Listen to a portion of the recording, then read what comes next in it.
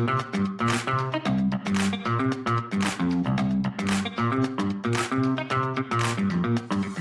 listening to the Product Coalition podcast with Jay Stansell. This is where product mastery happens.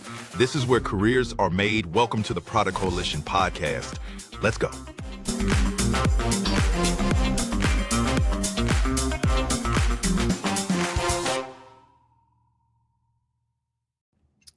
Welcome back, everyone.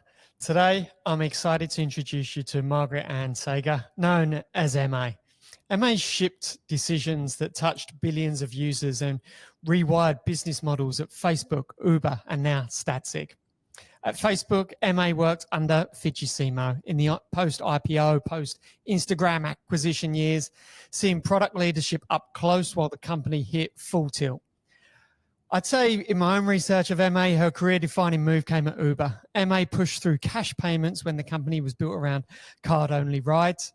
That unlocked new markets, drove roughly 40% of gross bookings, and became the first trip for the vast majority of new riders.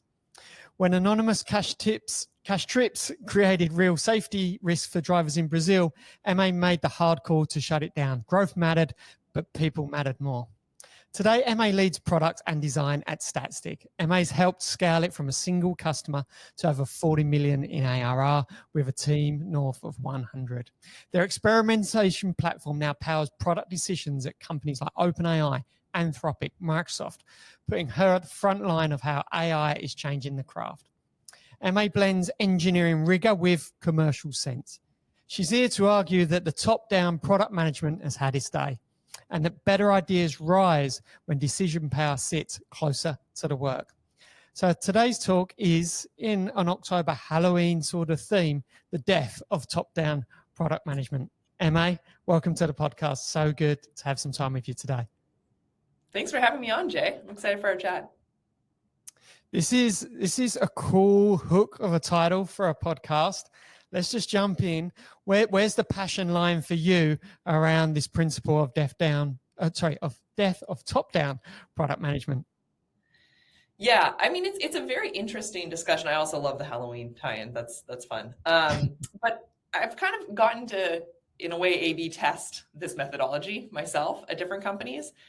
Love experimentation in every aspect of life, and kind of, leadership principles is no different.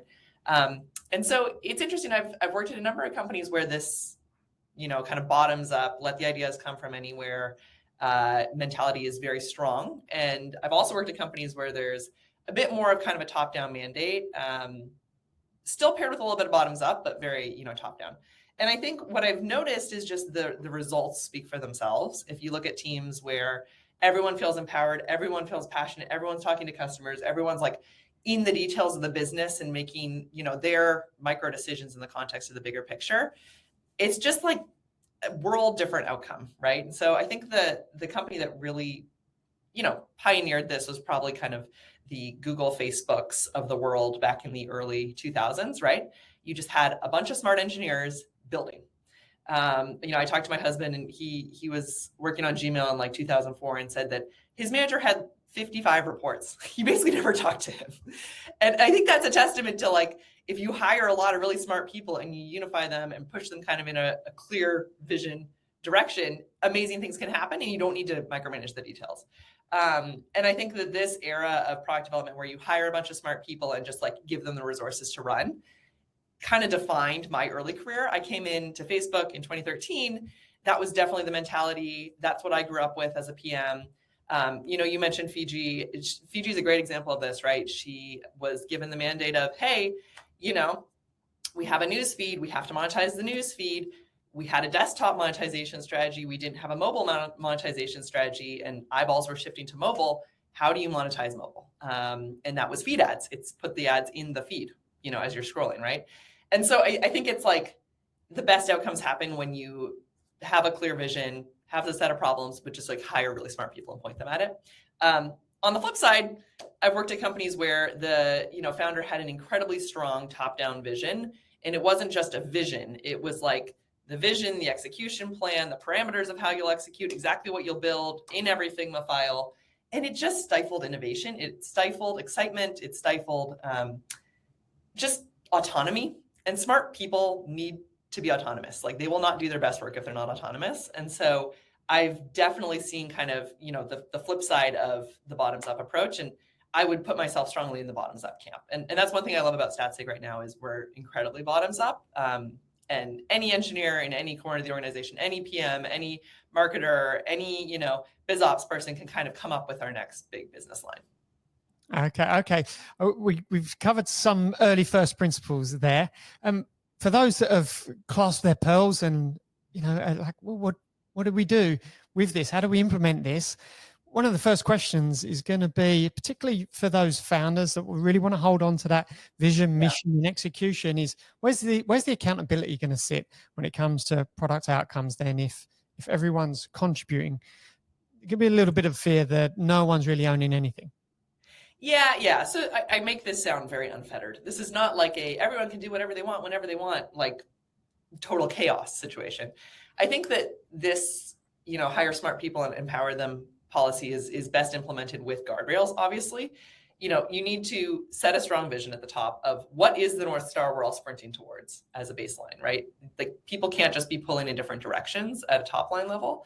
And then once you've set that vision, what are kind of the check-in points or guardrails that you want to establish for people to ensure that the right things are happening. One clear one that I do as a leader is the quick gut check of, is this initiative actually contributing to a top line company goal, right? It's a very easy way to just be like, should we be doing this or not in any way, shape, or form? Good example.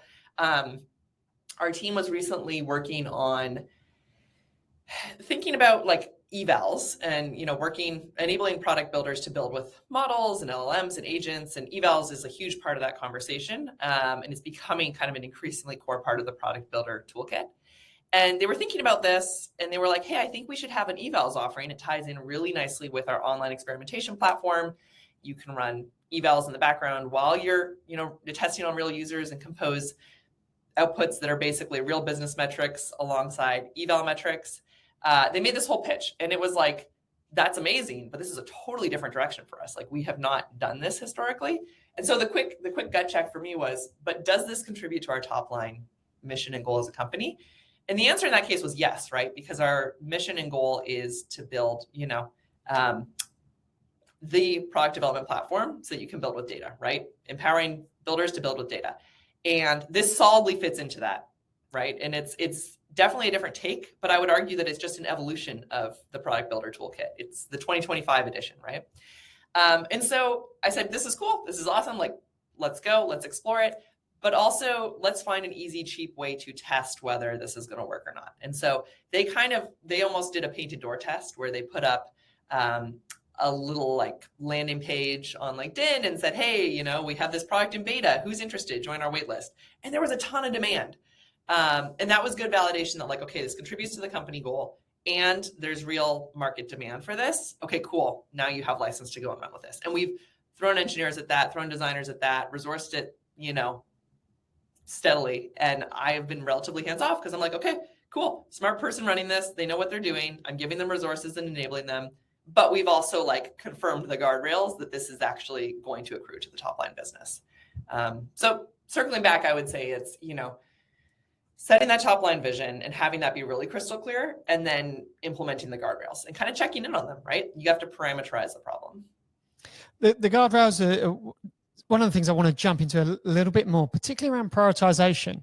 When you've got a lot of propositions coming at you from around an organization of ways to improve the product, how do you prioritize, knowing not everyone's been able to think that through that idea quite as well as a product manager may have been able to think through that idea? And therefore, how do you prioritize with equality when considering in what order do we do these things and what things here do we say no to and why? Yeah, so I'm actually going to push back a little bit on the premise. Spicy hot take. I actually think anyone and everyone is capable of thinking through ideas as well as PMs, right? Yes, PMs have kind of the training and the toolkit, but I do think engineers, marketers, operations folks know their businesses and know their customers really well. Good example is we're essentially a developer toolkit, right? And so engineers know that space better than anyone. They live that every day. And so I don't doubt that kind of when they come to me with a problem or an idea or a opportunity space, that they have thought through this, have experienced it, have peers who've experienced it, have kind of done some of that initial almost user research. You do have to be careful that people don't just over-index on themselves, data point of one. But I do think that people can come to the table with ideas as well thought through as PMs. To the second part of that, though, if everyone's capable of bringing business changing ideas to the table, how do you prioritize? And I do think that's a tough one. What we have done in the past is we kind of have a litmus check of does this contribute to top line company goal? Does it meaningfully impact customers and improve their lives in some capacity? Does it put us, kind of ahead of our competitive peers? And does it actually evolve the platform in a meaningful step function way that will differentiate us from the rest of the market? And so there's kind of those four categories that it could bubble up into. And the good ideas typically check 2 to 3 of those. And so if it's just one thing, we're just doing this to have a, one-to-one with competition. But it's not going to benefit any customers, or it's not going to move forward the platform meaningfully. I'm okay. But does it matter, right? So I think what we use is the four boxes. And if you check 2 to 3 of those, it's reasonably important and probably going to get prioritized. We're pretty traditional in that we do quarterly planning, right? I would say that gets refreshed monthly, and we're constantly getting new customer inputs. But it does help to have some set cadence where you're allowed and encouraged to relitigate the prioritization. I think if it's no set cadence and you're just constantly in flux and willing and able to shift the roadmap, it's just chaotic. It ends up being churny. So I've set the quarterly cadence, and then I have that kind of 4-bucket checklist. Cool. Coming back to the new propositions coming at you, how have you fostered a culture where people feel that it's safe to share ideas? What ceremonies do you use, processes do you use, so that those ideas are not just sitting in people's head, but landing on your desk? Yeah, so a couple things. One, we actually have a big hackathon culture. So we religiously do a quarterly hackathon. We just finished one last week. That's a really great opportunity to get the folks who have really good ideas, but might not be as vocal and willing to kind of step up and try to, insert something into the roadmap. I've just found the most amazing ideas come from folks that you never would expect in these corners of the org that you don't interact with on a regular basis. And hackathons really just kind of level that playing field for everyone. So I love hackathons. The second is we have a couple weekly meetings that I encourage very cross-functional participation in. I'm seeing that I'm losing connection to you. All good. I'm here. Okay, great. I got a warning. So a couple cross-functional meetings that we religiously do every week. One is we have design reviews every week with a whole cross-functional set of people. So typically design reviews, at least in my historical experience, were PMs and designers, right? The people that are kind of in that process early on before it hits engineering. But we include engineers, we include the marketing team, we include a bunch of different folks in design reviews for 2 reasons. One, it gives them visibility to what's happening. But 2, it actually sparks ideas and gets kind of these cross-functional seeds planted so that ideas can blossom that might not have otherwise blossomed, right? So that's a fun one. And it ends up being super vocal. It's so vocal and interactive that people are jumping up and touching the board and whiteboarding. And we had to put in almost rules of here's what we're trying to get out of design review, and here's how to engage in a productive way. Because people are so passionate about it. And that's across the board. So that's one. The other one I would say that's really cool is we do a weekly product meeting, which is, again, cross-functional. And it's more like a tech talk / bring your problem and we'll workshop it type thing. And so it's not meant to be you have a polished slide deck and you're presenting to the room. It's meant to be, hey, here's a space we're interested in. We think there's something there. We don't quite know. Here's early thinking, but we want to polish this. And so engineers bring things there all the time. Good example, our head of infra has been slowly pushing to kind of move us off of Datadog and onto Statsig for a lot of our observability. And he's just been chipping away at it. And I love the way he's approached it because it's just been bit by bit, use case by use case with his team in the trenches, migrating over. And he brings things to that meeting all the time and says, hey, here's the sequencing I'm thinking about. Here's how Datadog does it. Here's how we could do it. And he's not a PM, but he's essentially product managing this project. So that's a really fun forum because it is open to anyone. We had someone from our ML team yesterday present on Knowledge Graph. So it's just a very fun interactive forum. So I think creating these rituals and empowering, like just creating forums for people who might not have a forum otherwise to bring ideas to the table is helpful. And mate, you cut your teeth at Facebook and Instagram during the hyper-growth era. What in your memory comes to mind about experiences you had in those days that are now, integral to the way you're operating today and for everything you've just been talking about? Yeah, that's a really good question. I mean, one thing from the Uber days that I definitely use still to this day is the mentality of like, assume you're not the expert. And by that, I mean, Uber had a phenomenal ops team. Like they had boots on the ground in every city around the world. And in fact, the early days of Uber Uber was an ops company. It was built on people in cities. There was kind of the trifecta of a general manager, an ops like driver onboarding manager, and kind of the rider side demand like marketing manager essentially. And those three were parachuted into every city that Uber wanted to launch in and became the seed of the city team. And so when I was working on international growth back in kind of the 2015, 2017, 2018 era, we at HQ in San Francisco, sitting on Market Street, did not know what was going on the ground in all these cities, as well as the ops teams, right? And so I actually spent most of my time on planes, flying around in cities with folks, trying to understand what their blockers were, how we could build product to unblock them, and essentially ran the growth team like a service organization. It was like, hey, what's blocking your business and how do we unblock that? And I think that viewing yourself as a service organization in a sense and assuming that you're not the expert is actually a really good policy.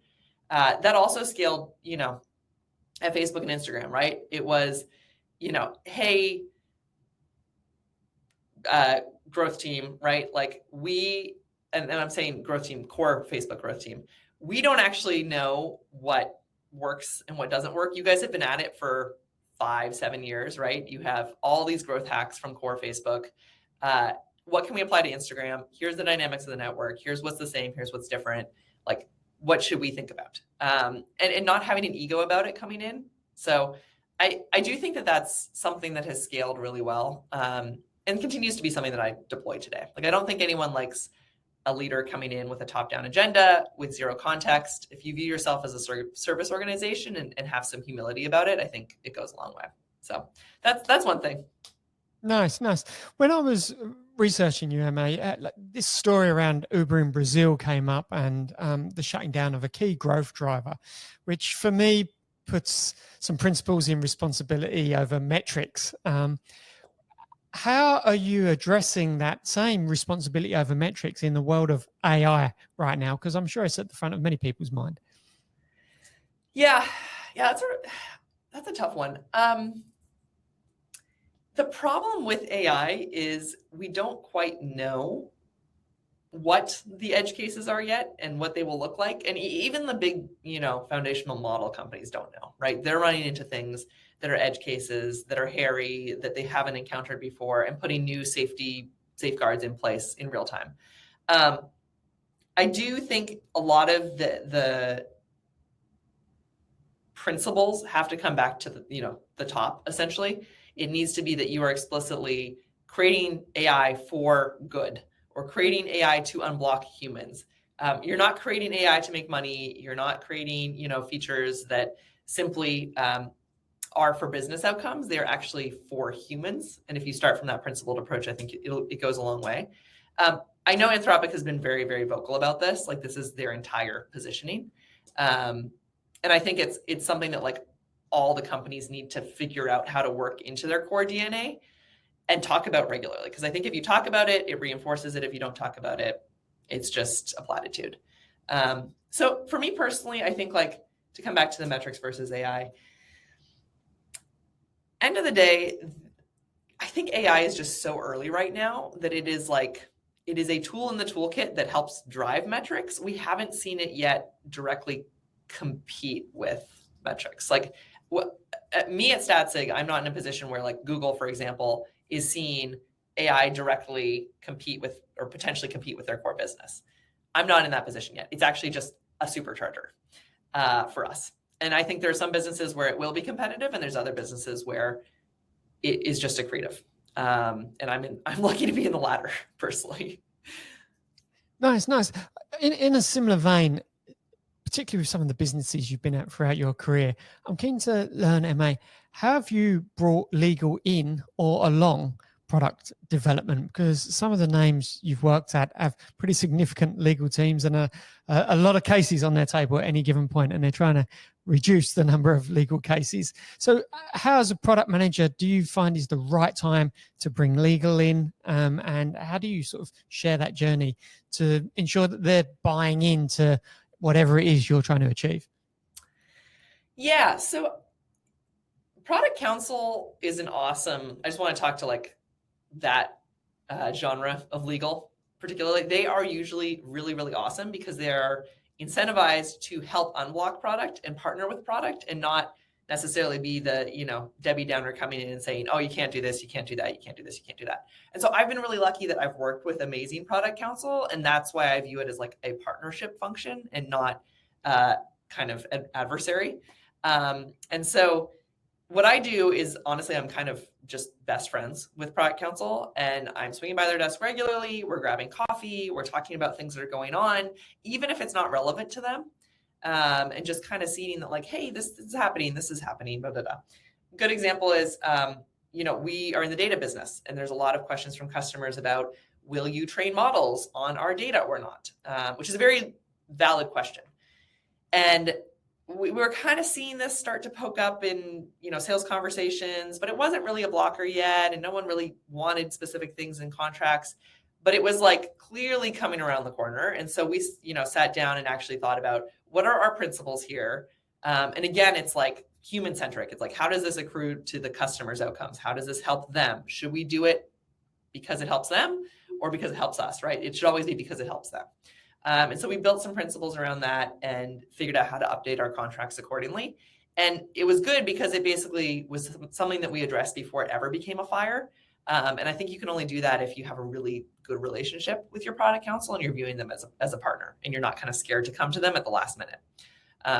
So that's my advice, is become best friends with your product counsel. Nice. Staying internal within product teams, some of the businesses you've been at have reduced headcount in their product teams significantly, and there's more speculation around consolidation of product roles. Can I ask, what do you believe is happening in that space, and what's changing for you?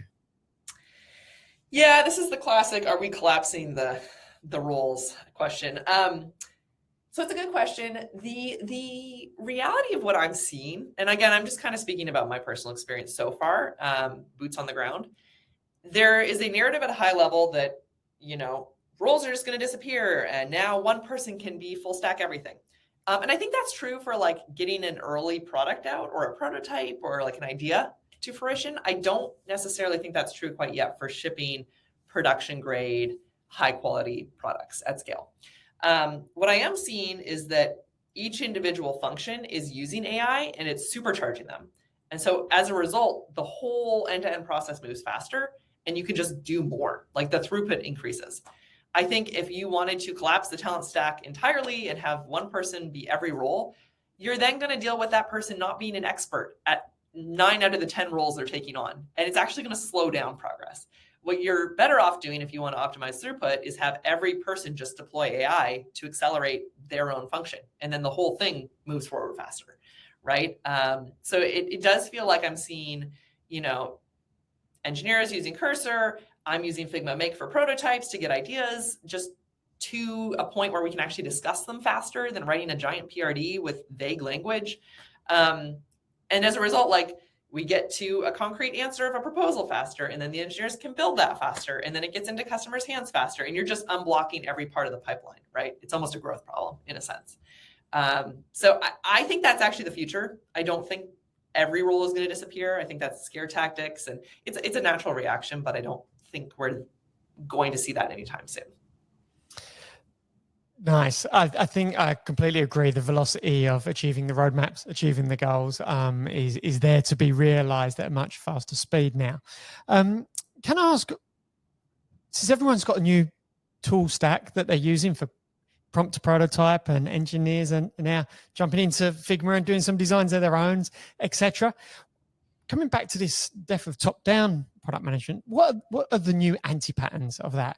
What are your things of don't do now we're in 2025 and we've all got a new suite of tools that we're absolutely loving? Yeah, I think is PRDs. I'm going to go out on a limb. I think PRDs are dead.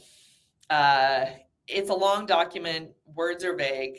A picture can tell 1,000 words. I do think prototyping is the new PRDs. And I'm not talking like black and white wireframes. Like Figma Make is pretty amazing if you hook it up to your design system and you're working with your actual design components. And you don't need to write a 10-page document if you can just pull up a prototype and talk through the edge cases and then note them down, and eventually create linear tasks associated with that. So I think the PRD is probably going to quickly become an anti-pattern. Interestingly, like slides, I don't think are going to disappear completely because they're very easy ways to just high level convey ideas and align people. I do think the integrations with things like ChatGPT are a little rough around the edges. I can't yet still create really good slide decks quickly using these tools. Takes a lot of massaging and manual work and all that jazz. But I'm optimistic, right? Like ChatGPT launched the Apps SDK. They demoed that great Canva demo. Like maybe that level will also translate to slides.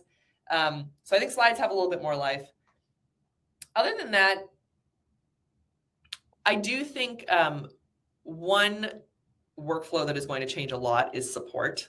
And you're seeing a whole tranche of companies in this space because there's a lot of opportunity there. But I think just the level of human in the loop for support is going to decrease a lot as you can train agents and build things that, have full knowledge of your documentation, understand your code base, actually can look up not just how the docs say a feature is implemented, but how the code is written to actually implement it. I think that whole space is going to become a lot more efficient. And the humans are going to level up, right? The humans are not going to be answering individual questions over and over. They're going to be training the evals and the kind of checks that the agents are actually doing the right things and answering the questions correctly. So you're almost going to see that work just level up a bit. And that might honestly become the work of PMs and engineers themselves, because they are the ones designing the product and writing the code and who understand best how it works. So that would be kind of my couple areas that I think are going to change. Can I ask, and the reason for this question is there's a fear that I have right now that product management is going back to a heavy technical based role instead of a heavy commercial based role, as we're all so excited to be prompt to prototyping every day. What are you doing from the top, and what are you encouraging down below to ensure that ideas remain commercially focused? And what does your engagement with sales teams look like across the organization to ensure that's happening? I do think that's a valid fear. I'm not 100% convinced that it's going to move fully technical, because I do think at the end of the day, you can build a bunch of stuff that no one's going to use. We've all done it. Great. Yeah. No one will care. You need to have it rooted again in the human. Like, what is the human's problem? What are they trying to achieve that you're actually enabling? And so deep sense of the customer, of the business, of, talking to sales teams who are those boots on the ground interacting with the pain points every day. That's going to be very, very important. In terms of how we enforce that, like, we actually have a very interesting support model at Statsig. So we don't have a support team that's dedicated. Every single product engineering, like product owning team, is responsible for doing their own support. And so we've built out a whole suite of AI powered bots that triage, like they categorize the questions as they come in, they triage to different areas and teams. It goes through Slack, they follow up, they tag in the different, experts. And it makes it moderately efficient. There's still room, but like moderately efficient. The other thing that we've built is a support bot that is trained on our docs and our code base. So it takes the first pass and then triages things that have follow-up questions to the team. But as a result, it means everyone does on-call shifts. Like I was on call on Wednesday. I was debugging a bunch of customer issues. I noticed a theme. I went and took that theme and I wrote a feedback post and said, hey, I think we need to update this, and this in the product. And, by next week, it's going to be built. And I think that is still going to be such an important feedback loop. And I think the best way to do it is just enforce that everyone is on-call. When we first implemented this, it was originally only engineers. And then we said, no, we need to force the PMs to do this as well. And then it was, we should force the designers to do this as well. And poor design team, they were terrified at first. Like it's very scary to be answering technical customer questions on an area that you're not maybe super deep technically with. But they've done a great job. Like they've ramped up, they run around the office and talk to people and they learn a ton about the product and the customer in the process. So I think you just have to force it and it's going to be uncomfortable, but everyone is going to be better for it. And you're then going to be working off of this shared intuition of what your customer needs and wants and what their experience with the product is. I love that. Can I ask, are you as close to the customer in the sales side of the business as you are in the support side? Yeah. So I join sales calls all the time to help folks talk about roadmap, talk about their specific pain points. You can listen to demos. We record everything in Gong and pull out like key themes. So I do try to stay very, very close to the sales side. I think one thing that we implemented that's been kind of good to scale like individual customer calls, because I can't be on every individual customer call, is we now have a Slack group for specifically like deal blocking requests. So not just customer feedback, not nice to haves, but like deal blocking. And then we talk about those blocking requests every week. And it's good for two reasons. One, it gives us a forum to kind of surface these recurring themes. But two, it actually forces the question of, is this truly blocking or not? Will this block a deal or not? And for things that are truly blocking, we will go sprint against those. Most of the time, things are not truly blocking. And this is a really good way to kind of suss that out. So we have that forum and then individual kind of sales calls for depending on the need. Nice. Thank you. I appreciate the share there. I'm going to bring the conversation back to these bottom-up behaviors, MA. I always love a team that doesn't ask for permission, just goes and tries something different on you to improve the company, the product, etc. Can I ask, for teams that are feeling like they want to start a bottoms-up, bit of a decentralized product management approach, what's one safe place that you'd recommend they'd start or they could suggest a place to start to change the mindset around these types of concepts? I think they should propose a hackathon. I'm going to come back to the hackathons. It's a safe place, a structured, safe place and time to go try ideas and to get people excited about ideas. And I think if you don't have leadership who necessarily have that inherent bottoms-up mindset, they need to see the quality of the ideas that come out of the individual ICs on the ground to be convinced that, like, okay, folks have good intuition here. They have cool ideas. Oh, I didn't think of that. That's really cool. And a hackathon is just like an easy way to get those folks up on stage presenting to their leadership and showing them how good the ideas they come up with are. So I would say propose a hackathon. These things take time to change, right? And also I just want to be honest, there are cultures where the leaders inherently are not going to change. And you do need to recognize when you're in one of those and either decide you want to leave or resign yourself to, like, this is the culture that my company has. But I think if you think it's malleable and you think you could change it bottoms up, I would start with a hackathon. Final question for you here, Emma. Hackathon, or from any other place an idea may come from, how are you evaluating when and where to integrate AI features? Because I imagine a lot of hackathons are spitting out AI-based ideas. Yep. Are you putting it through the same sort of processes you would any other product proposition, or is there something different that you're doing when there's AI at the core of a proposition? Yeah, so I think the risk with AI-centric product development is you start doing, we have tech looking for a problem, we have a solution looking for a problem. And I don't think that results in the best products generally. I think what we have seen is where we have these persistent problems or opportunities that customers highlight, and we feel like AI can unblock it in a new way. Good example is, people are looking at their experiment results in Statsig all the time and saying, how should I read this? Like, what am I looking at? And that's a great place where, an LLM can just say, hey, here's what you're looking at. Here's how to contextualize it based on how you originally, set your decision-making criteria. Here's how you should think about making a decision. And we can kind of break it down for you and make it more accessible. And so I try to gravitate to things like that. Another example is can be really mundane, metric naming. People have huge metric catalogs with garbage names, and then you're searching for a metric and you have no idea what you actually want or which one's the canonical one. If we can, you link your code base and we can have a kind of inherent sense of a knowledge graph, we can just suggest really easy automatic metric names and descriptions that then make metrics usable to the entire organization. So these are the things where they're not huge, flashy, world-changing things, but they are actual problems people have, and then you're making their lives better by applying AI. So I try to approach it from that angle, and our teams try to approach it from that angle. Sometimes you do have to be a little prescriptive and be like, I want you to solve this problem and think about how AI might solve this problem, because it's just not a muscle that we've built historically, especially more tenured PMs, right? We did not grow up in an era where this was even a tool at your disposal. So you almost have to force that thinking sometimes, but I don't want to prescribe that the solution has to be AI. Nice.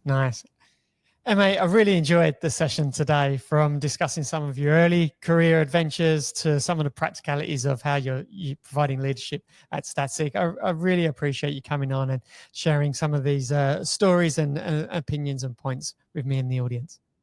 Awesome. Well, thanks, Jay. This was really, really fun. Appreciate it. Absolute pleasure. For the listeners here, thank you also for joining MA and myself today. If you'd like to learn more about Product Coalition, please head over to productcoalition.com. Until next episode, thank you very much.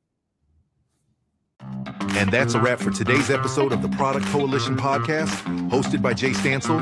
Got questions or want to explore more topics? Connect with Jay on LinkedIn or join the ever-growing Product Coalition community on Substack. Thanks for listening.